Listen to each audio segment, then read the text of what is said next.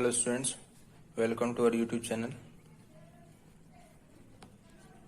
Chemical kinetics class 12 का जो series चल रही थी उसका ये पार्ट 4 है, जो कि आज हम लोगों को डिस्कस करना है। लास्ट टाइम हमने ये पढ़ाया था, जो रेट कांस्टेंट है वो रिलेट करता है फर्स्ट ऑर्डर रिएक्शन के लिए 2.303 upon T log to the base 10 A0 means the concentration at time equal to 0 seconds upon T।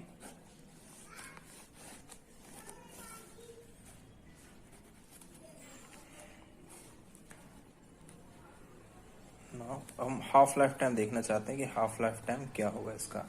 जैसा कि हमने पहले बताया था, हाफ लाइफ टाइम क्या होता है। हाफ लाइफ टाइम वो टाइम होता है जब हमारा रिएक्टिंग स्पीसीज 50% कंज्यूम हो चुका हो, यानी कि रिएक्टिंग स्पीसीज को 50% कंज्यूम होने में जितना टाइम लगता है वही हाफ लाइफ टाइम कहलाता है, जिसको हम लोग टी हाफ से डिनोट करते हैं। ठीक है, टी हाफ लाइफ टाइम के लिए क्या होगा, जो स्पीसीज की कंसेंट्रेशन है वो कितनी हो जाएगी। अब इस वैल्यू को अगर आप इसमें सब्स्टिट्यूट करा देंगे तो आपका वहां से टी हाफ लाइफ टाइम निकल के आ जाएगा। कैसे, k is equal to 2.303 time का हो जाएगा t half log the base 10 A0, तो A0 है ही A0/2। ठीक,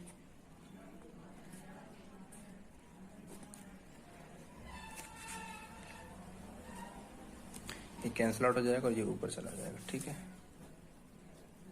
2.303। आपसे एग्जाम में डेरिवेशन नहीं पूछा जाएगा, लेकिन क्वेश्चंस को जल्दी से करने के लिए आप सभी को ये सारे फॉर्मूले बाय हार्ट होना चाहिए।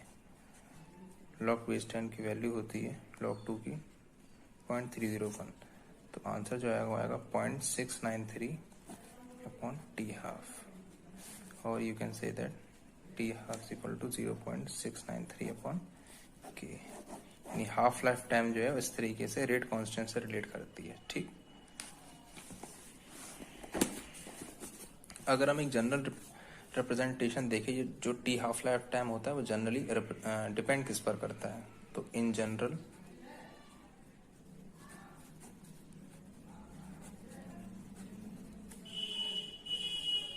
जो हाफ लाइफ टाइम होगा टी हाफ, ये इनवर्सली प्रोपोर्शनल होता है A0 to the power n-1। ठीक, यानी कि फॉर n इक्वल टू 0, और जो n होता है ये रिप्रेजेंट करता है ऑर्डर ऑफ रिएक्शन, यानी कि अगर रिएक्शन 0 ऑर्डर की है तो टी हाफ लाइफ टाइम क्या हो जाएगा।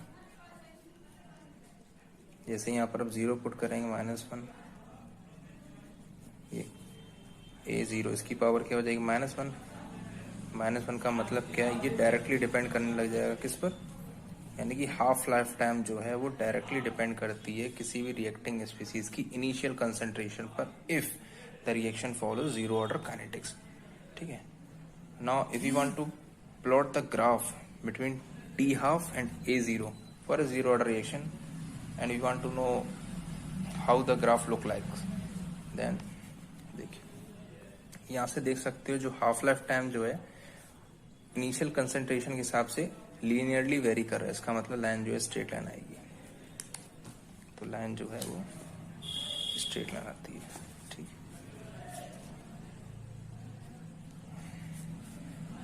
आपको यहाँ नहीं दिख रहा हो तो मैं यहाँ पर बना देता हूँ। तो ये इस तरीके का ग्राफ आएगा।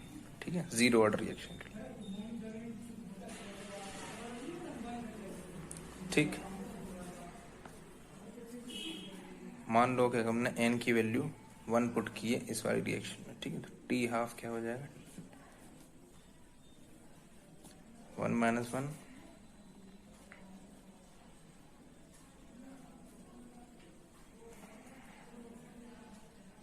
सीधा 1 आ जाएगा। ठीक है, 1 का मतलब यहाँ से ये शो कर रहा है कि इनिशियल कंसंट्रेशन पर तो टी हाफ डिपेंड नहीं करता है। और आप लोगों ने देखा भी था अभी जस्ट हम लोगों ने जो फॉर्मूला डिराइव किया है टी हाफ लाइफ टाइम का फर्स्ट ऑर्डर रिएक्शन के लिए 0.693 अपॉन के, तो यहाँ पर कहीं भी ये टर्म आपको देखने को नहीं मिल रहा है। इसका मतलब क्या है, जो हाफ लाइफ टाइम है इस फर्स्ट ऑर्डर रिएक्शन के लिए वो इनिशियल कंसंट्रेशन पर डिपेंड नहीं करता है। जब डिपेंड ही नहीं करता है तो आप इनिशियल कंसंट्रेशन कितना भी ले लीजिए, उससे हाफ लाइफ टाइम पर कोई फर्क नहीं पड़ेगा, ठीक है। तो इसका मतलब जब फर्क ही नहीं पड़ेगा तो वो लाइन क्या होगी, स्ट्रेट होगी, यानी कि it independent of the initial concentration, ठीक। तो इसी तरीके से आप एन की वैल्यू बदलते जाइए तो और आपको जो है एन की वैल्यू बदलते जाएंगे तो आपको डिपेंडेंसी मिलती जाएगी हाफ लाइफ टाइम की, किसके हिसाब से, इनिशियल कंसंट्रेशन के हिसाब से।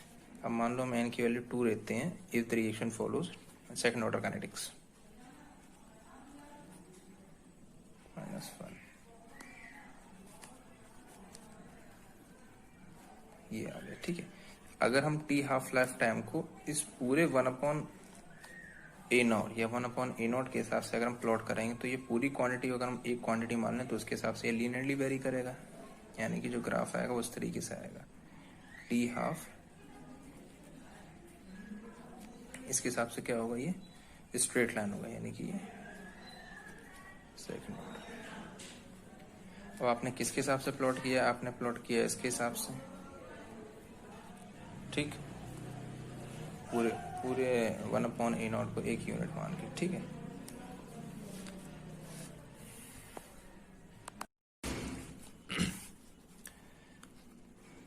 नेक्स्ट टॉपिक आप सभी का होगा collision theory of bimolecular gaseous reaction, ठीक है। इंपॉर्टेंट टॉपिक होगा ये। हम लोगों को कॉलिजन थ्योरी समझनी है जो कि बाइमोलिकुलर रिएक्शंस के बीच में होंगी और जो वो रिएक्शन जो होंगी वो गैसियस फेज में हो रही होंगी, ठीक है। तो यहाँ पर कुछ टर्म्स हैं जो हम लोगों को मान के चलने पड़ेंगे, इनके इसी पर अप्लाई हो रही है ये कॉलिजन थ्योरी, ठीक है। तो सिंपल जो भी रिएक्शंस हो रही हैं वो सिंपल गैसियस रिएक्शन है। रिएक्टिंग स्पीसीज में जो भी एटम्स होंगे या मॉलिक्यूल्स होंगे वो सभी के सभी हार्ड स्फीयर माने जाएंगे। ये कॉलिजन थ्योरी ये based on kinetic theory of gases, ठीक है। इन सभी टॉपिक पर ये चीजें बेस्ड हैं, ठीक है। तो अभी हमने क्या बताया, जो भी कॉलिजन थ्योरी बाइमोलिकुलर गैसेस रिएक्शन की हम लोग अभी स्टडी कर रहे हैं ये बेस्ड किन पर है, सिंपल गैसेस रिएक्शन पर अप्लाई होगी। रिएक्टिंग स्पीसीज में जो भी एटम्स या मॉलिक्यूल्स होंगे वो हार्ड स्फीयर के तरीके से ट्रीट किए जाएंगे। ये जो पूरी की पूरी थ्योरी है ये काइनेटिक थ्योरी ऑफ गैसेस के ऊपर बेस्ड है, ठीक है। यहाँ पर एक टर्म है जिसको डिस्कस कर लेते हैं, कॉलिजन फ्रीक्वेंसी, फिर डिस्कस करते हैं कि इसके बेसिक क्या है इस थ्योरी के, ठीक है। तो कॉलिजन थ्योरी का मतलब क्या है, कॉलिजन थ्योरी की जो डेफिनेशन है वो ये है, the number of collisions per unit time per unit volume is called collision frequency, ठीक है। कितने कॉलिजन हो रहे हैं, कितने टाइम और कितनी वॉल्यूम में, वो क्या कहलाएगा, कॉलिजन फ्रीक्वेंसी कहलाएगा। और ये कॉलिजन फ्रीक्वेंसी जो होती है of high order, high order का मतलब क्या है कि रिएक्शन में जो कॉलिजन्स होंगे वो आपके इतने ऑर्डर के हो सकते हैं, यानी यहाँ से यहाँ तक बीच में वेरी कर सकते हैं और कम या ज्यादा भी हो सकते हैं, वो रिएक्शन पर डिपेंड करता है, ठीक है। वो एक्सपेरिमेंटल डेटा चेंज भी हो सकता है एक्सपेरिमेंट के बेसिस पे, ठीक। और इसको डिनोट किससे करते हैं, डिनोटेड बाई, इसको हम लोग डिनोट करते हैं किससे, जेड से डिनोट करते हैं, ठीक है। अब ये तो हमने टर्म था जो उसमें बताना था, जरूरी था, लेकिन सबसे पहले हम ये देख लेते हैं कॉलिजन थ्योरी जो है वो पढ़ना क्यों जरूरी है। गैसियस रिएक्शन में जितनी भी रिएक्शंस हो रही हैं उनमें कहीं ना कहीं ये कॉलिजन थ्योरी अप्लाई होती है, अगर वो रिएक्शन जो है सिंपल गैसियस रिएक्शन है तो, ठीक है। यानी कि जब तक रिएक्टिंग स्पीसीज आपस में कोलाइड नहीं करेंगी या उनके बीच में कोलिजन नहीं होगा तब तक आपका प्रोडक्ट जो है, जो प्रोडक्ट के रूप में हम लोग देखना चाह रहे हैं वो प्रोडक्ट फॉर्म नहीं होगा। यानी कि गैसियस फेज में जो भी रिएक्शंस हो रही हैं सिंपल रिएक्शंस, उनके रिएक्टिंग स्पीसीज को कोलाइड करना ही पड़ेगा, यानी कि collision is a must condition. Collision is must, यानी कि कोलिजन जो है बहुत ही जरूरी एक कंडीशन है, ठीक है। यहां तक समझ में आ गया। मान लो एक रिएक्शन हमने लिखी, कंसीडर अ रिएक्शन जहां पर A plus B gives product. अब इसका रेट ऑफ रिएक्शन क्या होगा? रेट ऑफ रिएक्शन जो होगा वो Z A B e raise to power minus e a upon R T. ये क्वेश्चन एक एक्सपेरिमेंटल है, आपको इसके डेरिवेशन में नहीं जाना, बस एज इट इज आपको अभी समझाने के लिए ये चीज याद करनी पड़ेगी। जहां पर जो Z है ये रिप्रेजेंट करता है फ्रीक्वेंसी को, कोलिजन फ्रीक्वेंसी, जैसा कि अभी ऊपर बताया गया था, कोलिजन फ्रीक्वेंसी को। और ये पूरा टर्म है ये रिप्रेजेंट करता है फ्रैक्शन ऑफ मॉलिक्यूल्स और atom which are colliding as the reacting species, fraction of molecules which have energy greater or equal to EA।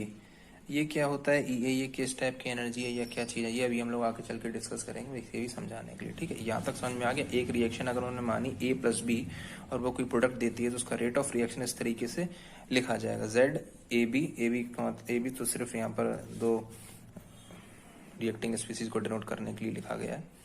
और ये इस तरीके, ये एक नया टर्म है जो आपको आगे समझाना या समझना होगा। फ्रैक्शन ऑफ मॉलिक्यूल डिनोट करता है fraction of molecule with fraction of molecule with energy, fraction of molecule have energy greater और इक्वल टू EA, ठीक है। कितने मॉलिक्यूल ऐसे हैं जिसकी एनर्जी EA के बराबर या उससे ज्यादा है, ठीक है। यहां तक बात समझ में आ गई। अच्छा, अब एक कंडीशन है, हम लोग मान के चलते हैं लेट देयर आर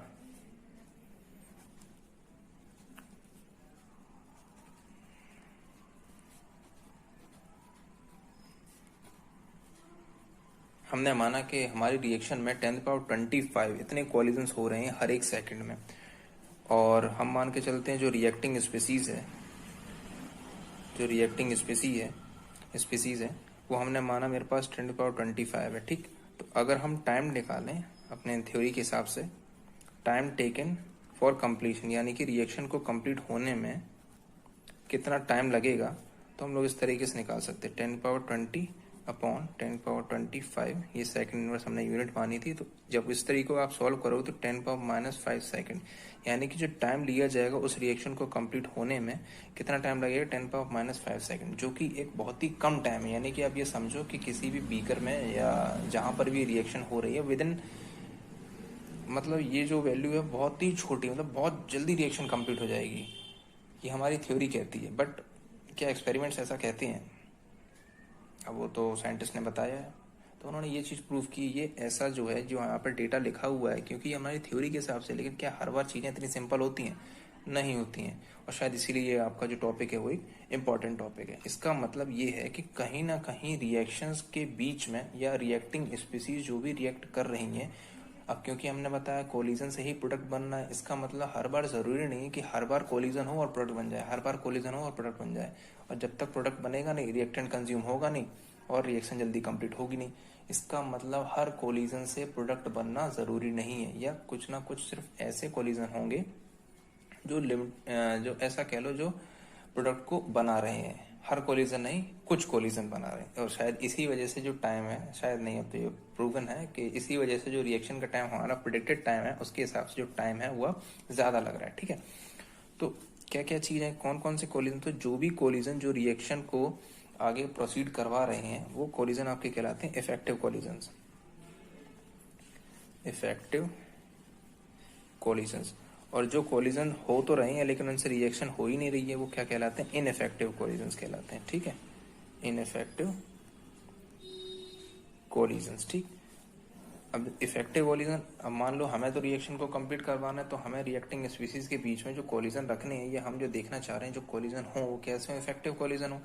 अब इफेक्टिव कोलिजन को होने के लिए कम से कम 2 क्राइटेरिया है जो फुलफिल होने चाहिए, या there are 2 condition for molecules to proceed towards product और टू फॉर्म प्रोडक्ट। 2 बैरियर कह लो आप लोग, 2 बैरियर हैं जो इफेक्टिव कोलिजन्स के लिए कंडीशन फुलफिल करते हैं। नंबर 1 क्या है? Energy barrier. एनर्जी बैरियर का मतलब क्या है कि देखो, रिएक्टिंग स्पीसीज है, मान लो मिलियंस ऑफ मॉलिक्यूल्स है, millions of atoms, millions of particles, यानी मिलियंस ऑफ रिएक्टिंग स्पीसीज है। क्या सभी की सभी एनर्जी सेम होंगी? नहीं होगी। इसका मतलब हर मॉलिक्यूल्स की एनर्जी डिफरेंट है, और इसी वजह से कुछ ही मॉलिक्यूल्स ऐसे हैं जो रिएक्शन को आगे प्रोसीड करवा पाते हैं। तो इसका मतलब कहीं ना कहीं एनर्जी एक बैरियर के रूप में यहाँ पर काम कर रहा है। तो इसका मतलब क्या है, कोलिजन होने के लिए या कोलिजन होने के बाद आगे प्रोडक्ट को बनाने के लिए उन रिएक्टिंग स्पीसीज के पास एक मिनिमम अमाउंट ऑफ एनर्जी होनी चाहिए, ठीक है, जिससे कि वो आगे प्रोडक्ट को फॉर्म कर सके। तो वही यहाँ पर वही एनर्जी बैरियर कहलाता है। एनर्जी बैरियर क्या है? The minimum amount of energy, यानी कम से कम इतनी अमाउंट ऑफ एनर्जी हो which the colliding molecule must possesses to make a chemical reaction to occur। ठीक, यानी कि रिएक्टिंग स्पीसीज जो आपस में कोलाइड कर रही हैं उनके पास कम से कम एक डेफिनेट अमाउंट ऑफ एनर्जी होनी चाहिए, जिसके होने से वो आगे प्रोडक्ट को फॉर्म कर सकते हैं। ठीक है, हर रिएक्शन के लिए एक एनर्जी बैरियर तय होता है। ठीक है, रिएक्टिंग स्पीसीज के पास एक, जैसा कि आपने बताया, और उस जो मिनिमम अमाउंट ऑफ एनर्जी होती है उसको केमिकल टर्म में हम लोग बोलते हैं, यानी कि threshold energy, THERSHOLD, threshold energy. हम लोग ऐसा कह सकते हैं। इस डेफिनेशन को बोलो तो काफी लंबी चौड़ी डेफिनेशन है, तो आप लोग इतना बोल सकते हो कि जो भी रिएक्टिंग स्पीसीज है उसके पास ये थ्रेशोल्ड एनर्जी होनी ही चाहिए। थ्रेशोल्ड एनर्जी का मतलब क्या? कम से कम इतनी एनर्जी तो हो जिससे कि हम प्रोडक्ट को फॉर्म करा सके। अगर इससे कम एनर्जी किसी भी रिएक्टिंग मॉलिक्यूल्स के पास है तो ऐसे कोलिजन इनइफेक्टिव कोलिजन कहलाएंगे, यानी कि कोलिजन तो हो रहे हैं लेकिन उनसे कोई फर्क नहीं पड़ रहा है रेट ऑफ रिएक्शन पर। ठीक है, इतनी बात समझ में आ गई। अब आगे सेकंड पॉइंट समझाने से पहले यहाँ पर एक टॉप पॉइंट समझना जरूरी है, एक्टिवेशन एनर्जी क्या होता है। ठीक है, तो एक्टिवेशन एनर्जी हम लोग अभी समझ लेते हैं, फिर ग्राफ के रूप में देखेंगे कि वो चीज एक्चुअली में है क्या। ठीक है, एक्टिवेशन एनर्जी। ठीक है, तो एक्टिवेशन एनर्जी हम लोग अभी समझते हैं। अब ये मान लो हम ग्राफ के रूप में यहाँ पर समझने वाले हैं। ठीक है, ये हमारा एनर्जी है इधर, और ये यहाँ पर प्रोग्रेस ऑफ रिएक्शन है, यानी कि यहाँ पर रिएक्शन जो है, इस साइड में रिएक्शन जो है प्रोसीड हो रही है। ठीक, यहाँ से रिएक्शन स्टार्ट हुई, गई आगे गई आगे गई आगे गई, यहाँ तक आई, फिर नीचे ड्रॉप हो गई। ठीक है, तो ये जो एनर्जी है ये एनर्जी है रिएक्टेंट की एनर्जी, यानी कि रिएक्टिंग स्पीसीज के पास कितनी एनर्जी है, और ये जो एनर्जी है ये प्रोडक्ट की एनर्जी, यानी प्रोडक्ट बन चुका है, ये एनर्जी आ गई है। ठीक है, और तो ये बीच में क्या है भाई? ठीक है, अब और ये जो टोटल एनर्जी होती है, मतलब यहाँ तक जो एनर्जी है ये थ्रेशोल्ड एनर्जी है। ठीक है, थ्रेशोल्ड एनर्जी तो यहाँ पर हो गई है। अच्छा, ये एनर्जी क्या है? यही एनर्जी बोली जाती है एक्टिवेशन एनर्जी। ठीक है, टोटल एनर्जी हमें कितनी चाहिए? टोटल एनर्जी हमें देनी है थ्रेशोल्ड एनर्जी, यानी इतनी एनर्जी होनी ही चाहिए मॉलिक्यूल्स के रिएक्टिंग स्पीसीज के पास जो कि फर्दर रिएक्शन को कंप्लीट करवाने में हेल्प करें।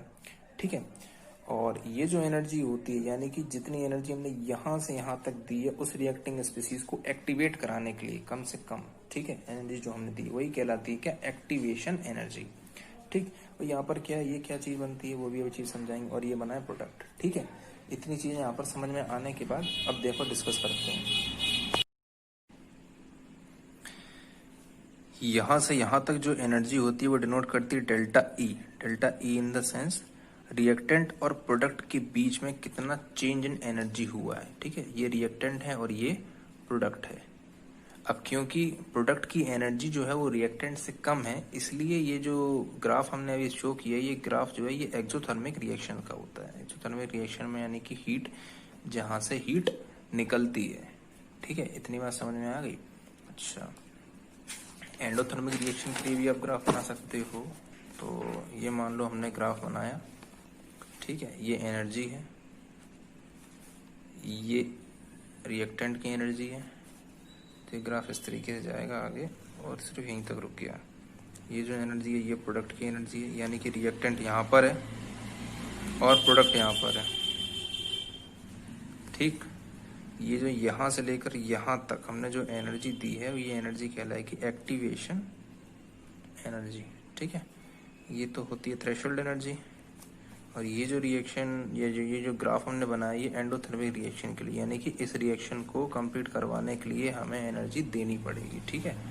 इतनी बात यहाँ पर समझ में आ चुकी है, ठीक। चलो अच्छा, अब एक्टिवेशन एनर्जी होती क्या है? एक्टिवेशन एनर्जी सिर्फ इतना है, एक्टिवेशन एनर्जी जो है वो है मिनिमम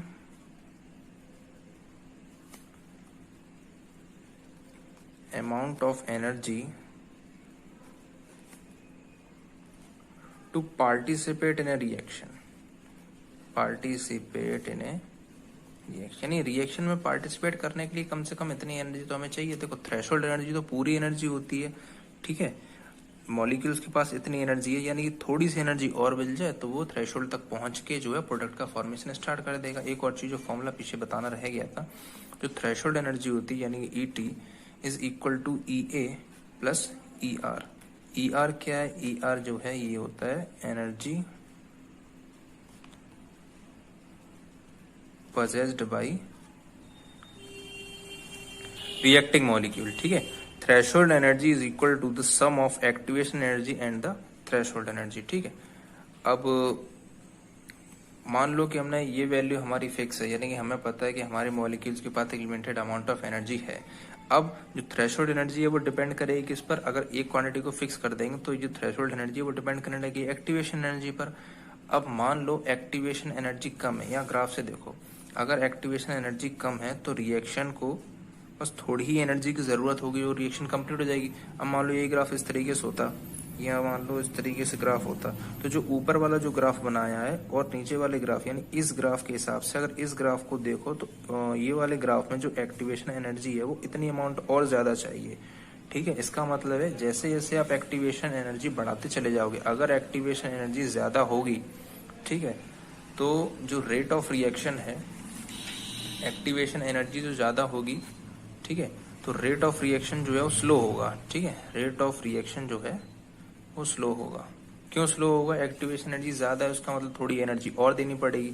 वहीं पर अगर एक्टिवेशन एनर्जी लो है तो रेट ऑफ रिएक्शन जो है वो फास्ट होगा, ठीक है। यहाँ तक बात समझ में आ गई। एक्टिवेशन एनर्जी का कॉन्सेप्ट यहाँ से समझ में आ जाता है कि जब हम इस चीज को फिक्स मान लें, यानी कि अगर जो एनर्जी रिएक्टिंग मॉलिक्यूल्स के पास है अगर वो वेरी ना करे तो थ्रेशोल्ड एनर्जी सिर्फ इस पर डिपेंड करेगी। अब एक्टिवेशन एनर्जी जो है वो अगर कम होगी तो हमें कम एनर्जी देनी पड़ेगी यहाँ इस स्टेज तक पहुंचने के लिए, ये वाली स्टेज तक पहुंचने के लिए। और ज्यादा एक्टिवेशन अगर ऊपर ग्राफ होगा तो एक्टिवेशन ज्यादा एनर्जी देनी पड़ेगी, तो कम में काम हो जाएगा तो रिएक्टेंट जल्दी बन जाएगा, तो रेट ऑफ रिएक्शन जो फास्ट होगा, यानी कि activation energy is low, rate of reaction जो यहाँ पर होगा ये फास्ट होगा, और यहाँ पर एक्टिवेशन एनर्जी का ज्यादा होगा तो रेट ऑफ रिएक्शन क्या होगा? स्लो होगा, ठीक है।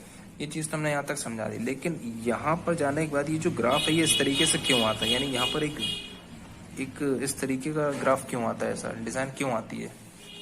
तो देखो हर बार जो रिएक्शन होती है, मान लो हमने कहा कि मेरे पास एक रिएक्टिंग स्पीसीज है जिनके बीच में बॉन्ड है, यानी कि ए और ये बी, और हमें जो प्रोडक्ट मिलना है वो AB मिलना है मान लो, ठीक है।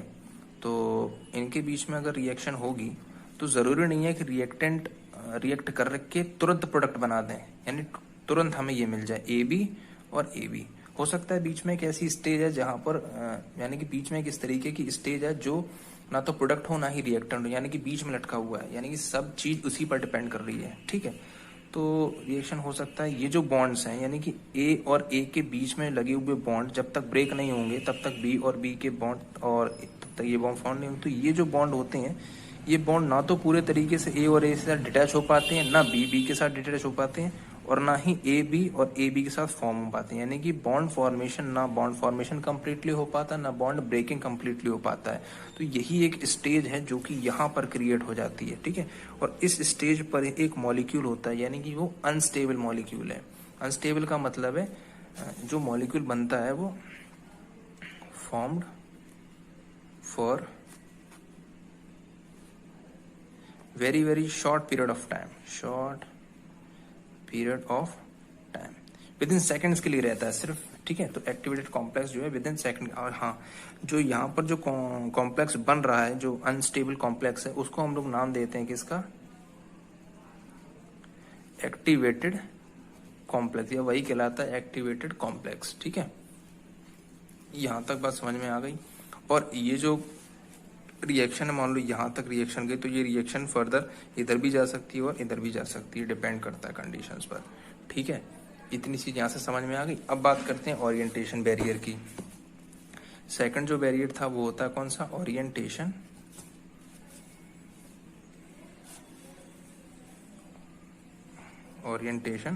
बैरियर।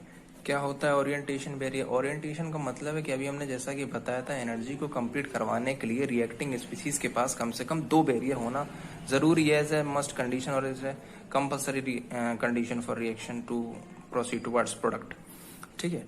तो एनर्जी बैरियर की कंडीशन तो हमने डिस्कस कर ली। अब बात करते हैं ओरिएंटेशन बैरियर की, ठीक है। ओरिएंटेशन बैरियर का मतलब क्या है, जो देखो मॉलिक्यूल्स जो है वो स्पेस में है, ठीक है।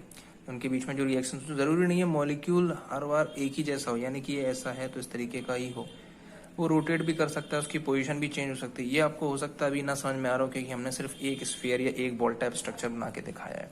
जब आप इसका एक्चुअल एग्जाम्पल देखोगे, जो कि एनसीईआरटी की बुक में लिखा हुआ है, तो वहां पर जब तक प्रॉपर ओरिएंटेशन नहीं होगा 2 कोलाइडिंग मॉलिक्यूल्स के बीच में, तब तक रिएक्शन प्रोसीड नहीं होगी, ठीक है। तो यानी कि रिएक्शन को कराने के लिए रिएक्टिंग स्पीसीज के बीच में प्रॉपर ओरिएंटेशन होना बहुत ही जरूरी है। प्रॉपर ओरिएंटेशन का मतलब ये है कि जिस मॉलिक्यूल को जिस मॉलिक्यूल के साथ कोलाइड करना है, वो उसी के साथ ही कोलाइड करेगा, या उसी के साथ ही कोलाइड करे। अगर प्रोडक्ट बनाना है, किसी दूसरे के साथ कोलाइड कर जाएगा तो प्रोडक्ट बनेगा ही नहीं, रिएक्शन बनेगी नहीं, रेट ऑफ रिएक्शन कम रहेगा हमेशा, ठीक है। तो हमने जो रेट ऑफ रिएक्शन पहले डिस्कस किया था, वो सिर्फ इतना बताया था, ZAB e⁻⁻ ठीक है। यहाँ पर एक फैक्टर और इन्वॉल्व हो जाता है, जिसको हम लोग लिखते हैं P। ये P फैक्टर होता है, ये स्टेरिक फैक्टर है। स्टेरिक फैक्टर का मतलब जो ये बताता है कि, यानी कि जो ओरिएंटेशन से रिलेटेड है, ठीक है। तो ये पूरे रेट ऑफ रिएक्शन को कंप्लीटली डिनोट करता है, ठीक है। Okay students, thank you for listening.